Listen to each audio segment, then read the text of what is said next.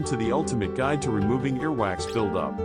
Having excess earwax can cause discomfort, hearing loss, and even infections.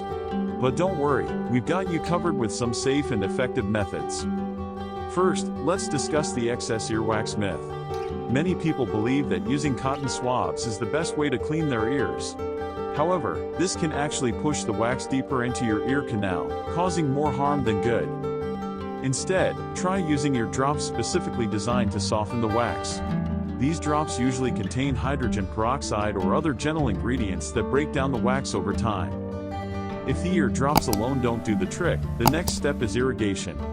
This involves flushing out the softened wax with warm water. You can do this at home using an over-the-counter ear irrigation kit. In some cases, when the buildup is severe or the wax is impacted, it's best to seek professional help.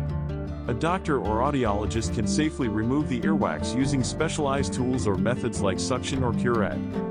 Remember, never attempt to remove the earwax yourself if you have a perforated eardrum, ear infection, or any ear-related conditions. Always consult with a healthcare professional before trying any new method. Thanks for watching our ultimate guide to removing earwax buildup.